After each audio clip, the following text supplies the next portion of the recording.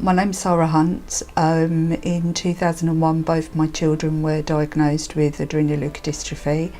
My eldest son Alex has started developing some symptoms that nobody could really understand. We got the diagnosis and unfortunately there was nothing that could be done for him. So he slowly declined into a vegetative state after being a very normal and healthy young boy. So from that we found out about Ayden, that Ayden also had ALD,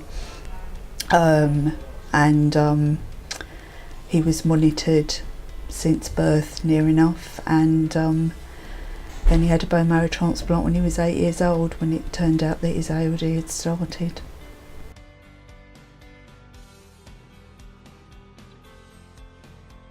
I think we had no idea how intense it was going to be until we actually got there. We thought everything would go really smoothly because we'd been prepared and thinking about it ever since we knew that Ayden had ALD. Then we just thought, okay, well, when the time comes he'll go for a bone marrow transplant, everything will be fine, he'll come out of hospital and we'll just carry on with our lives and we won't have to worry about ALD anymore. But when it actually came to it, when we got into hospital, where we thought we would be there for about 6 weeks, we ended up being in there for 16 weeks. Ayden got every complication that you could ask for, and it was an experience that we never ever want to repeat. I don't think. I mean, obviously it saved his life, so we're incredibly grateful for that, but it was traumatic, it wasn't easy.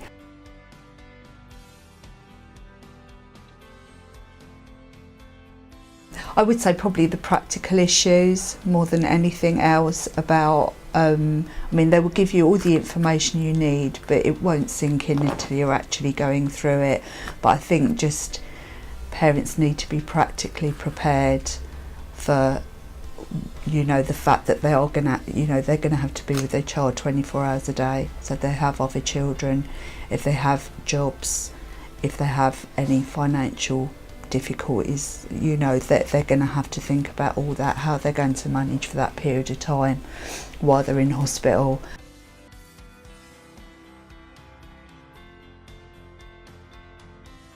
You're so focused on whether it's been a success medically, you don't think about the emotional impact that it's had on, you know, the child that's going through the bone marrow transplant, which, you know, I know for Ayden was absolutely huge. So, and that really isn't given a lot of consideration when you're preparing for it or what have you.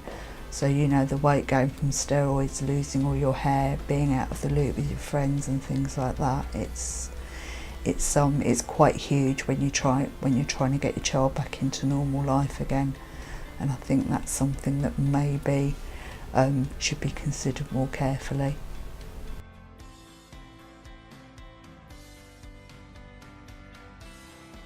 Talk to other parents who've already been through it, most definitely, and probably talking to parents who have already been through it for a similar reason.